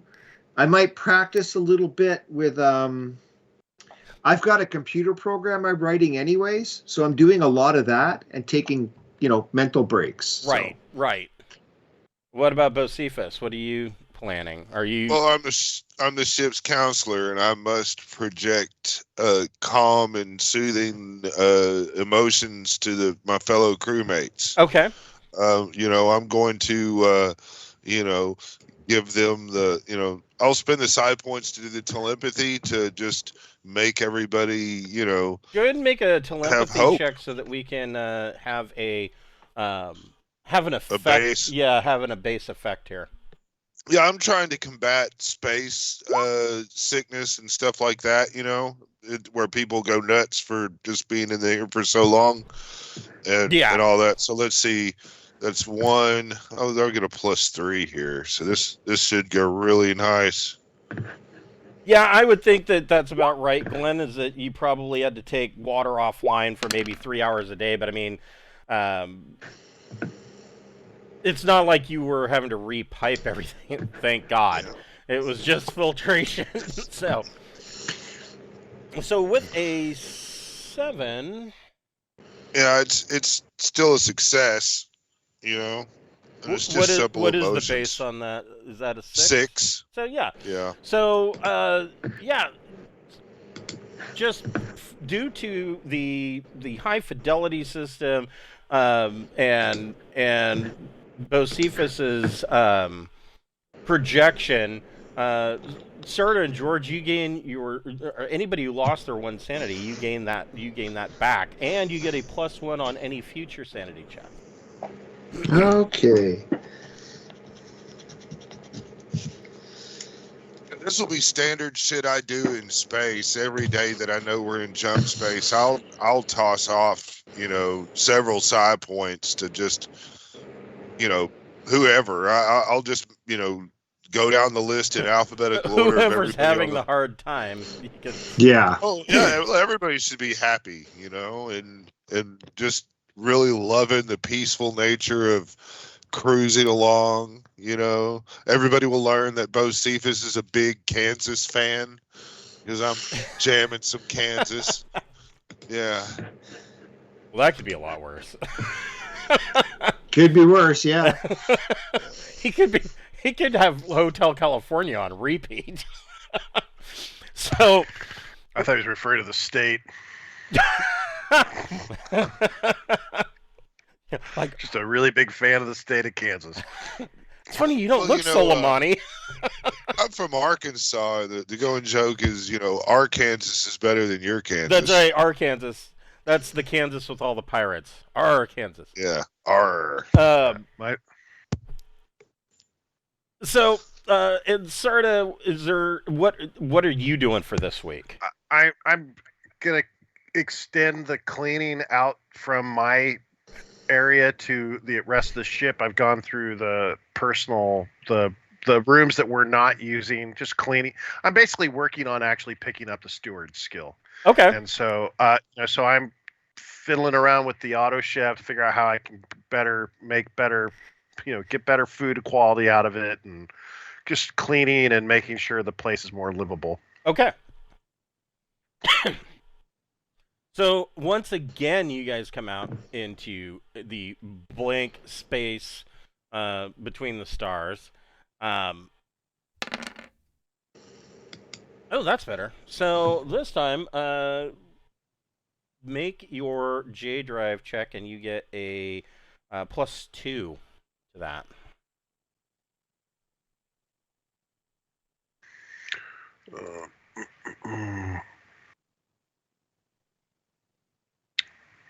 It's at 11. Okay.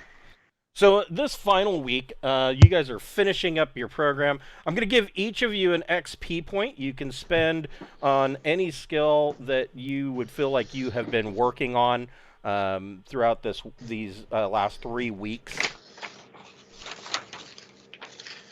Okay, because I didn't use up my last 2. I couldn't make a decision. Oh, well, Steward 0. All right. So, yeah, you're going to need to spend those as well. Okay. So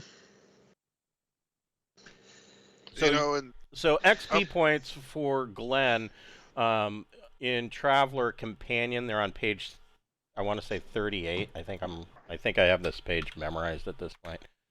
Oops.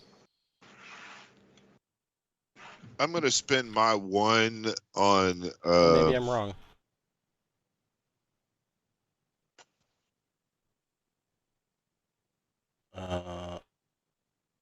Training and expertise. No, I was right. I don't know why I did that. So, yeah. Page 39 of Traveler Companion has a chart that for gaining new skills. And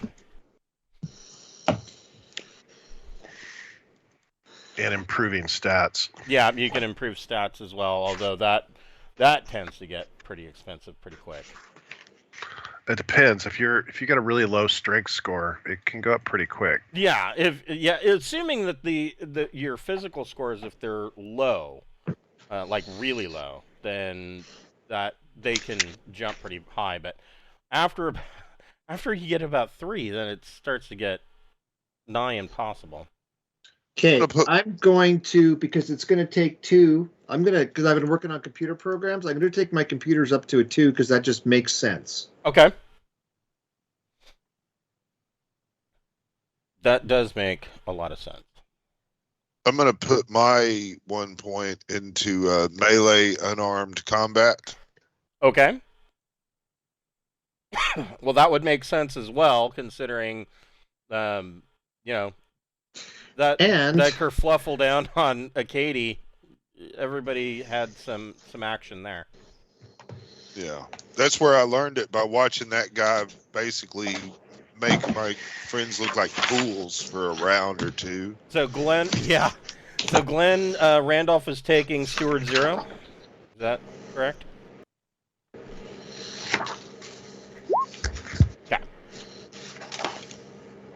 And I did the same with Sarta. Okay. I think the more we invest in stewarding and other things to offset space sickness, I think we're going to be battling that the whole fucking game. Yeah. That's only going to get worse. Steward is a very overlooked skill a lot of times. Okay, and that extra point that we just got tonight, because I'm programming turret gunnery, I'm going to actually put that 1 point, so I have gun turret 1. Okay. Just, you know what? It just makes sense. Yes, it does. Okay. We got, what, 1 experience point? Was that what we got? Yes. Okay. Yeah. So, at the end of your 3 weeks, excuse me, you come out of jump space at New Home. Or, not New Home. Yes, New Home. Yeah, New Home. Yep. Trying to correct myself and didn't need to. there is New Home. There's a nice picture of what New Home looks like up in the upper left-hand corner, and then of course there is the star chart here showing you what the New Home space looks like. So it looks like New Home is 1.6 AU from an unnamed G25 star, and then of course there is the planetary map. So this is a fairly nice planet. It's got a good amount of water. It's New Home is a kind of, it's one of the big players in the island sector or subsectors. It has the highest tech level of either of the two subsectors, but it is kind of a neutral ground. And, you know, a lot of the planets in old and new, the old islands and new island subsectors have either grievances against one another, or there have been outright skirmishes, especially since these guys got jump capability. And, you know, before it wasn't such a big deal because it would take literally hundreds of years for them to get to each other. But now that they've got jump capability, the whole game has kind of changed. And so New Home is set up kind of as like a neutral zone where they are both the facilitator of arms procurement and peaceful negotiations at the same time. So a lot of the arms deals between various factions in the two subsectors happened right here on New Home, while at the same time New Home has created kind of a cottage industry of selling, you know, mercenary diplomats that can be hired to kind of smooth things over for a price, of course. So New Home is a very interesting place. And so New Home, I don't know. You guys have been in space for 3 weeks. You do need to refuel. New Home has a number of high ports. There's at least 3 high ports, but they're mostly like utilitarian high ports. There is a one of those 3 high ports is their main spaceport, but they also have a down port.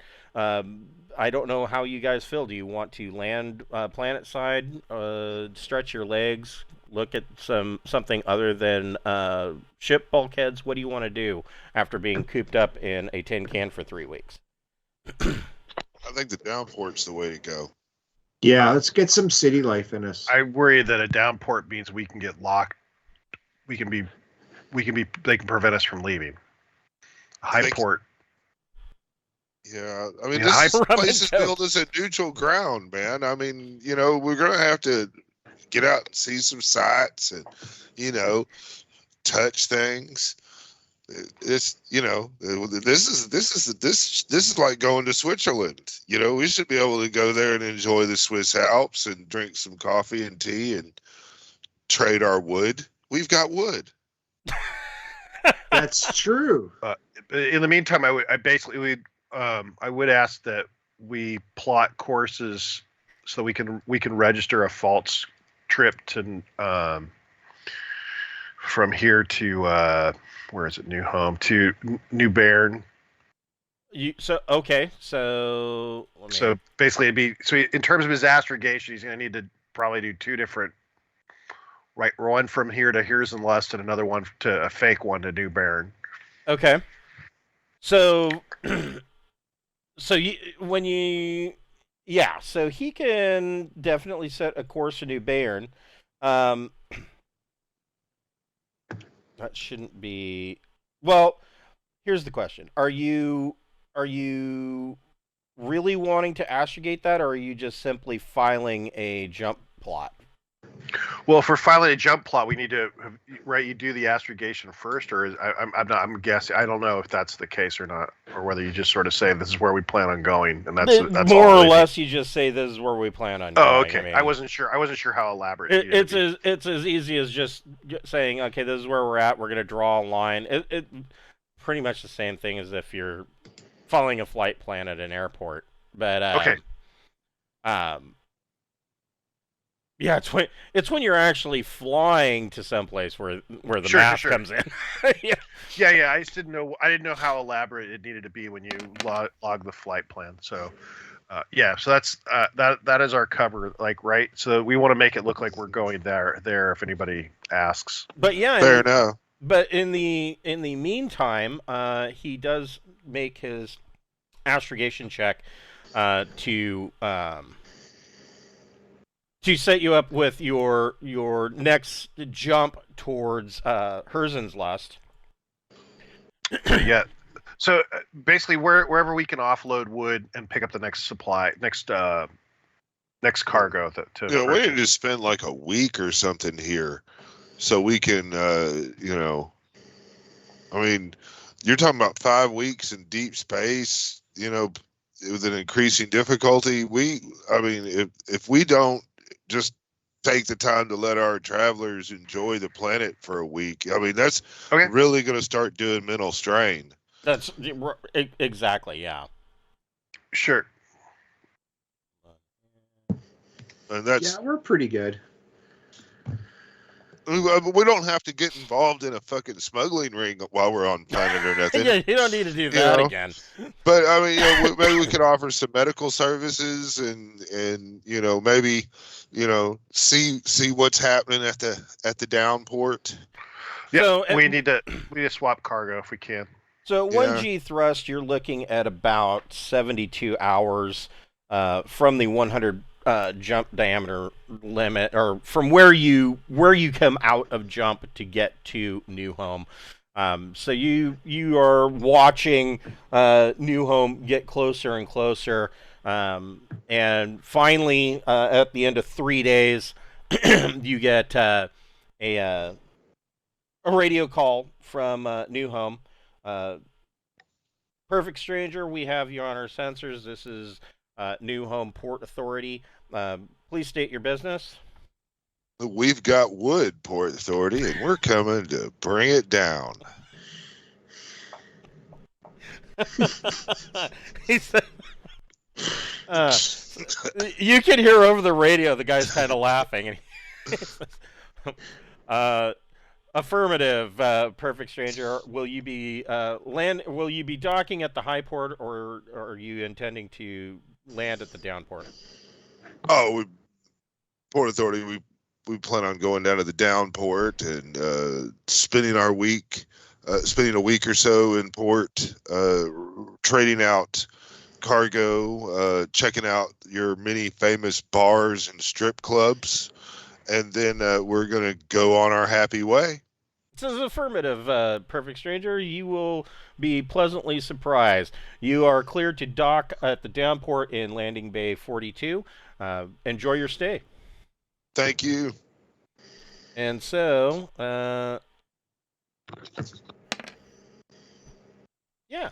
and Jack brings a perfect stranger down and docks perfectly into Docking Bay 42 down here on, if I can see it, I think it's right.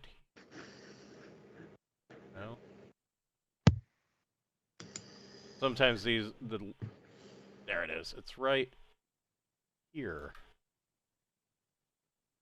The starport is right here on this edge of the map cusp, and he brings you down into a it's not it is a Class A starport, but it's not like this is the best starport you've ever seen.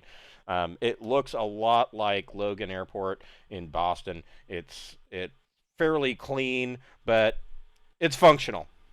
And he brings you down, and we will pick this up next week at 7 o'clock with your situation improving as you go and see the sites and possibly do some high-tech, tech level 13 shopping on New Home, and how you spend your week of relaxation before heading back on to Herzen's Lust. All right. Excellent game, guys. I will see you next week. Thank you very much, Chris. You're very welcome. Pick up digital friends to help us with space. Yeah, you might buy. Yeah, you might go software shopping and see what you can get for maybe boosting that fire control or shit. I don't know. You can buy all sorts of software. I'm gonna go shopping for drugs. Yeah, of course. Well, that digital friend actually helps with right being in space for quite a while. Yes. Yeah. Well, I forgot about digital friend. Yeah, that's new in the new central supply catalog. If using fatigue checks during long duration space voyages or using the sanity characteristic, provides a +1 on fatigue and stamina sanity checks. It's basically an Alexa. Yeah. Plus, if you get it in conjunction with personal trainer, it can be combined with personal trainer to help you work on skills. Right. So cool. Awesome. All right, guys. I will see you next week. Have a good one, Glenn, and we will see you next week. All right, you guys have a good one. Really fun. Take care, all. Have a good one. Night. Night. Yeah. All right.